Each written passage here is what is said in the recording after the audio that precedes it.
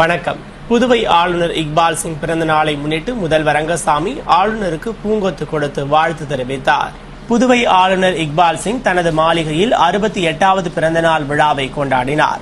புத்தாடை அணிந்து கேக் வெட்டி பிறந்த நாளை கொண்டாடிய ஆளுநர் இக்பால் சிங்கை முதல்வர் ரங்கசாமி நேரில் சந்தித்து பூங்கொத்து கொடுத்து வாழ்த்து தெரிவித்தார். தொடர்ந்து எதிர்க்கட்சித் தலைவர் வைத்திலிங்கம், சட்டமன்ற உறுப்பினர்கள், அரசு அதிகாரிகள், பொதுமக்கள் என ஏராளமானோர் ஆளுநரை சந்தித்து வாழ்த்து தெரிவித்தனர். நிகழ்ச்சியில் ஆளுநர் செயலர் மிஸ்ரா மற்றும் ஆளுநர் மாளிகையில் பணிபுரியும் ஊழியர்கள் பலர் கலந்து கொண்டனர். புதுவை ஜிப்மரில் அமெரிக்க ஹார்வர்ட் பல்கலையுடன் இணைந்து உலக பொது சுகாதார கல்வி திட்டம் துவங்க உள்ளதாக இயக்குநர் ரவிக்குமார் தெரிவித்துள்ளார். இதுகுறித்து ஜிப்மர் மருத்துவமனை இயக்குநர் ரவிக்குமார் செய்தியாளர்களுக்கு அளித்த பேட்டியில், தேசிய முக்கியத்துவம் வாய்ந்த புதுவை ஜிப்மரில் தினமும் 6000 நோயாளிகள் சிகிச்சை பெற்று வருவதுடன் சிறந்த கல்வியும் வழங்கப்பட்டு வருகிறது என்றார். மேலும் தற்போது 12வது ஐந்தாண்டு திட்டத்தின் கீழ் மத்திய குடும்ப நல அமைச்சகத்தின் ஒப்புதலுடன் உலக சுகாதார பள்ளி MBH படிப்பு துவங்க அனுமதி பெற்றுள்ளதாகவும், இந்த பள்ளி அமெரிக்க ஹார்வர்ட் பல்கலைக்கழகத்துடன் இணைந்து செயல்பட உள்ளது என்று தெரிவித்த அவர், இந்தியாவில் உள்ள கல்வி நிறுவனங்களில் சுகாதார கல்வி படிப்பு இருந்தாலும் உலகத்தரம் வாய்ந்த பொது சுகாதார கல்வி இங்குதான் துவங்க உள்ளதாகவும், பள்ளி துவங்குவதற்கான கட்டிடம் போன்ற உள்கட்டமைப்புகளுக்காக 150 கோடி ரூபாய் செலவிடப்பட்டுள்ளது என்றும், MBBS கல்வியை அடிப்படை கல்வியாக கொண்டு நுழைவுத் தேர்வு மூலம் MBH படிப்பில் மாணவர் சேர்க்கை நடத்தப்பட்டு 2 ஆண்டு படிப்பில் கல்வி, ஆய்வு மற்றும் செய்முறை பயிற்சி அளிக்கப்படும் என்றும் தெரிவித்தார். மேலும் பொது சுகாதார கல்வி பயிலும் மாணவர்களுக்கு அமெரிக்க பேராசிரியர்கள் மற்றும் சென்னை, டெல்லி, மும்பையைச் சேர்ந்த மருத்துவ பேராசிரியர்கள் பயிற்சி கொடுப்பார்கள் என்றும் கூறினார். இந்த கல்வி மூலம் சமூகத்தில் நிலவும் பருவநிலை நோய் ஒழிப்பு, சத்துணவு குறைபாடு, தொற்று நோய் ஒழிப்பு, அன்றாடம் பொதுமக்களிடையே பரவும் கிருமி பற்றிய உயரிய படிப்பை பெறலாம் என்றும், இந்த பள்ளி துவங்குவதை முன்னிட்டு அமெரிக்க ஹார்வர்ட் பல்கலைக்கழக பொருளாதார மற்றும் உலக சுகாதார திட்ட நடைமுறை துறை பேராசிரியர்கள் ஆய்வை மேற்கொண்டு வருகின்றனர் என்றும் தெரிவித்தார். புதுவை காவல்துறையில் ஆய்வாளர்கள் மற்றும் தலைமை காவலர்கள் அதிரடியாக இடமாற்றம் செய்யப்பட்டுள்ளனர். புதுவை காவல்துறையில் 19 ஆய்வாளர்கள், 1 உதவி ஆய்வாளர், 41 தலைமை காவலர்கள், 93 காவலர்கள் அதிரடியாக இடமாற்றம் செய்யப்பட்டுள்ளனர். அதன்படி CID இன்ஸ்பெக்டர் செல்வம் உருளையன்பேட்டை காவல் நிலையத்திற்கும், அங்கு பணிபுரிந்த ரகுநாயகம் வடக்கு சிறப்பு அதிரடிப்படைக்கும், வடக்கு சிறப்பு அதிரடிப்படை பாஸ்கரதாஸ் முதலியார்பேட்டை காவல் நிலையத்திற்கும், அங்கு பணிபுரிந்த மாறன் வடக்கு போக்குவரத்திற்கும், ஊர்காவல்படை பிரிவு வரதராஜன் மாஹே காவல் நிலையத்திற்கும், சிக்மா நுண்ணறிவு சிவகுமார் ஊர்காவல் படைக்கும், மாஹே காவல் நிலைய இன்ஸ்பெக்டர் சண்முக சுந்தரம் தெற்கு போக்குவரத்திற்கும், அங்கு பணிபுரிந்த ராஜசேகர வல்லாட் CIDக்கும் மாற்றப்பட்டுள்ளனர். அதேபோன்று சிக்மா இன்ஸ்பெக்டர் முருகையன் புதுவை போக்குவரத்து பொறியியல் பிரிவிற்கும், அங்கு பணிபுரிந்த மனோகரன் சிக்மாவிற்கும், புதுவை போலீஸ் கட்டுப்பாட்டு அறை ஜெயராமன் நெட்டப்பாக்கம் காவல் நிலையத்திற்கும், அங்கு பணிபுரிந்த குணசேகரன் புதுவை சிறப்பு பிரிவிற்கும், புதுவை ஆயுதப்படை கௌதம் சிவகணேஷ் சிக்மாவிற்கும், சுற்றுலா பிரிவு இன்ஸ்பெக்டர் ராதாகிருஷ்ணன் புதுவை காவல் கட்டுப்பாட்டு அறைக்கும், policing of police Yuvaraj Karaikal உணவு கடத்தல் தடுப்பு பிரிவிற்கும் மாற்றம் செய்யப்பட்டுள்ளனர். அதேபோன்று காரைக்கால் உணவு கடத்தல் தடுப்பு பிரிவு Quaid-e Assam policing of policing பிரிவிற்கும், அங்கு பணிபுரிந்த சுந்தரமூர்த்தி அயல்நாட்டு பதிவேட்டு அலுவலகத்திற்கும், குற்ற ஆவண பிரிவு மஞ்சம் பிரசாத் சிங் சிறப்பு பிரிவிற்கும், அங்கு பணிபுரிந்த ஹரிஹரன் குற்ற பதிவேட்டு பிரிவிற்கும், காட்டேரிக்குப்பம் காவல் நிலைய உதவி சப் இன்ஸ்பெக்டர் வெட்கடராவ் ஏனாம் காவல் நிலையத்திற்கும் மாற்றப்பட்டுள்ளனர். இதுபோன்று 41 தலைமை காவலர்கள், 93 காவலர்கள் அதிரடியாக மாற்றப்பட்டுள்ளனர். இதற்கான உத்தரவை காவல் தலைமையக SP IRC மோகன் பிறப்பித்துள்ளார். பூட்டானில் நடைபெறும் தெற்காசிய அட்டையாபட்டியா சாம்பியன்ஷிப் போட்டியில் இந்தியாவின் சார்பில் பங்கு பெற தேர்ந்தெடுக்கப்பட்ட புதுவை வீரர்கள் சங்க தலைவர் ஏம்பலம் செல்வம் தலைமையில் கல்வி அமைச்சர் தியாகராஜனை சந்தித்து வாழ்த்து பெற்றனர். தெற்காசியா அட்டையாபட்டியா சாம்பியன்ஷிப் போட்டி வரும் 16ஆம் தேதி முதல் 20ஆம் தேதி வரை பூட்டானில் நடைபெற உள்ளது.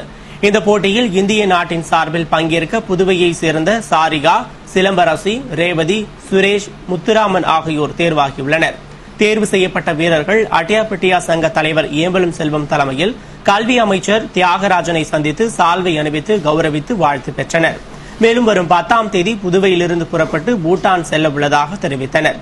நிகழ்ச்சியின் போது அட்டையாபட்டியா சங்க நிர்வாகிகள் பலர் உடனிருந்தனர். புதுவையில் தற்போது நடைமுறைப்படுத்தப்பட்டுள்ள மின்கட்டண உயர்வை எதிர்த்து மாபெரும் போராட்டம் நடத்தப்படும் என்று மங்களம் வட்டார காங்கிரஸ் ஆலோசனை கூட்டத்தில் தீர்மானிக்கப்பட்டது. புதுவை மங்களம் தொகுதி சட்டமன்ற உறுப்பினர் அலுவலகத்தில் மங்களம் வட்டார காங்கிரஸ் நிர்வாகிகள் ஆலோசனைக் கூட்டம் மாநில காங்கிரஸ் தலைவர் ஏ வி சுப்பிரமணியன் தலைமையில் வட்டார காங்கிரஸ் தலைவர் முரளிதரன் முன்னிலையில் நடைபெற்றது. வட்டார காங்கிரஸ் நிர்வாகிகள், மகிழா காங்கிரஸ் நிர்வாகிகள் என ஏராளமானோர் கலந்து கொண்ட கூட்டத்தில் சிறப்பு விருந்தினராக பங்கேற்ற சட்டமன்ற உறுப்பினர் தேனி ஜெயக்குமார் பேசுகையில், புதுவையில் தற்போது நடைமுறைப்படுத்தப்பட்டுள்ள மின்கட்டண உயர்வினால் பொதுமக்கள் மிகவும் பாதிக்கப்பட்டுள்ளதால் மின்கட்டணத்தை உயர்த்திய என்ஆர் காங்கிரஸ் அரசிற்கு எதிராக மங்களம் தொகுதி சார்பில் மாபெரும் ஆர்ப்பாட்டம் நடத்தப்படும் என்று தெரிவித்தார்.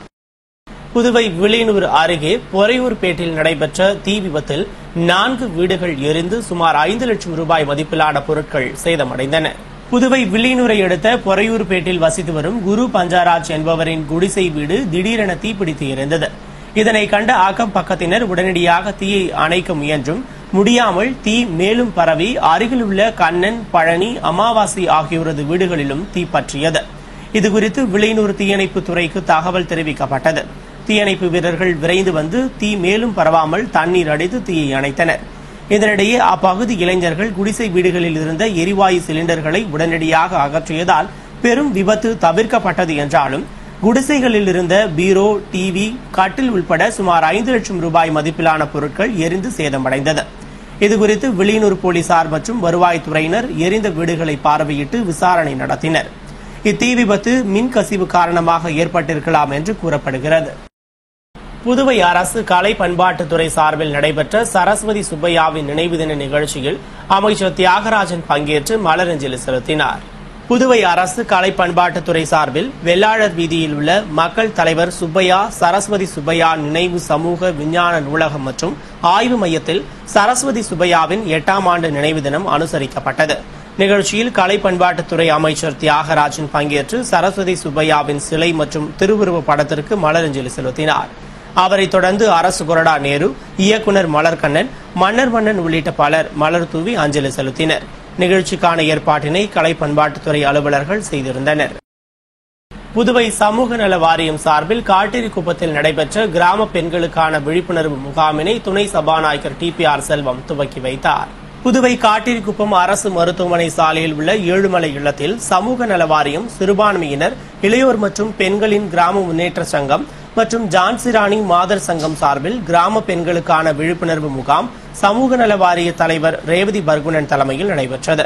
நிகழ்ச்சியில் சிறப்பு விருந்தினராக துணை சபாநாயகர் TPR செல்வம் கலந்து கொண்டு தலைமையுரையாற்றி முகாமினை துவக்கி வைத்தார். தொடர்ந்து காட்டேரிக்குப்பம் தொடக்க வேளாண்மை கூட்டுறவு வங்கி தலைவர் ஆரியபுத்திரி, முன்னாள் கிராம பஞ்சாயத்து தலைவர் திருமால், கோவில் அறங்காவலர்கள் குமார், ஏழுமலை, விவசாய தொழிலாளர் சங்க செயலாளர் பாஸ்கர், வில்லியனூர் வட்டார வளர்ச்சி அதிகாரி ராஜரத்தினம் ஆகியோர் சிறப்புரையாற்றிட சமூக நல வாரிய நல அதிகாரி வித்யாராணி நோக்க உரையாற்றினார். நிறைவில் மை வேர்ல்டு தொண்டு நிறுவன செயலாளர் கஸ்தூரி நன்றி கூறினார். ஹெல்பேஜ் இந்தியா சார்பில் புதுவை வில்லியனூர் மூத்த குடிமக்கள் சங்க உறுப்பினர்களுக்கு முதலுதவி பயிற்சி அளிக்கப்பட்டது. புதுவை ஹெல்பேஜ் இந்தியா, வில்லியனூர் மூத்த குடிமக்கள் நல்வாழ்வு சங்கம் மற்றும் இந்திய செஞ்சிலுவை சங்கம் ஆகியவை இணைந்து மூத்த குடிமக்கள் சங்க உறுப்பினர்களுக்கு முதலுதவி பயிற்சி முகாமை வில்லியனூரில் நடத்தியது. வில்லியனூர் மூத்த குடிமக்கள் சங்க தலைவர் குபேரகிருஷ்ணன் தலைமையில் நடைபெற்ற பயிற்சியின் துவக்க நிகழ்ச்சியில் திட்டத் தலைவர் வேணுகோபால் ராமலிங்கம் முதலுதவி பயிற்சியின் நோக்கம் குறித்து உரையாற்றிட சுகாதாரத்துறை இயக்குநர் டாக்டர் KV ராமன் பயிற்சி முகாமை துவக்கி வைத்து சிறப்புரையாற்றினார். தொடர்ந்து பேராசிரியர் டாக்டர் கோபால் வாழ்த்து பேசிய நிகழ்ச்சியில் இந்திரா காந்தி அரசு மருத்துவமனை அதிகாரி அருள் முதலுதவி பயிற்சி அளித்தார். இப்பயிற்சி முகாமில் சுமார் 100 சங்க உறுப்பினர்கள் பங்கு பெற்று பயனடைந்தனர். காவல்துறை ஆய்வாளர் பாஸ்கரன், மூத்த குடிமக்கள் சங்க செயலாளர் ராதாகிருஷ்ணன் மற்றும் ஹெல்பேஜ் இந்தியா, செஞ்சிலுவை சங்க நிர்வாகிகள் பலர் நிகழ்ச்சியில் கலந்து கொண்டனர். புதுவையில் மின்கட்டண உயர்வை கண்டித்து பல்வேறு அமைப்புகள் கோட் சூட் அணிந்து திருவோடு ஏந்தி மக்களிடம் பிச்சை கேட்டு நூதன முறையில் போராட்டம் நடத்தியதால் பெரும் பரபரப்பு ஏற்பட்டது.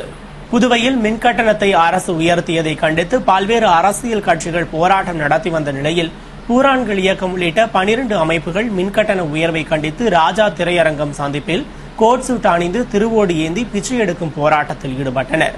பூரான்கள் இயக்க தலைவர் போன்ஸ் ரமேஷ் தலைமையில் திராவிட விடுதலை கழக நிர்வாகி தந்தை பிரியன், பெரியார் திராவிட விடுதலை கழக கோகுல் காந்தி உள்ளிட்ட பலர் போராட்டத்தில் பங்கேற்று அவ்வழியே சென்ற பொதுமக்களிடம் ஐயா சாமி மின்கட்டணம் கட்ட தர்மம் பண்ணுங்க என்று கேட்டு நூதன முறையில் போராட்டம் நடத்தினர்.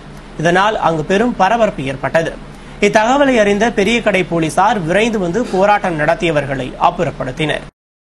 புதுவை பத்துக்கண்ணு மற்றும் ஒதியம்பட்டில் அனுமதியின்றி மணல் ஏற்றி வந்த மாட்டு வண்டிகளை வருவாய் அதிகாரிகள் பிடித்து வில்லியனூர் காவல் நிலையத்தில் ஒப்படைத்தனர். புதுவையில் அனுமதியின்றி சங்கராபரணி ஆற்றிலிருந்து மணல் ஏற்றிச் செல்வதாக புகார் எழுந்ததை அடுத்து வருவாய் அதிகாரிகள் தீவிர சோதனையில் ஈடுபட்டு வருகின்றனர்.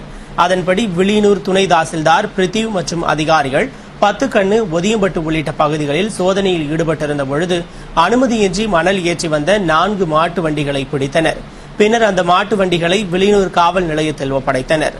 மேலும் இதுகுறித்து வருவாய் அதிகாரிகள் கூறுகையில் இதுபோன்ற சோதனைகள் தொடரும் என்று தெரிவித்தனர். இத்துடன் செய்திகள் நிறைவடைந்தன. வணக்கம்.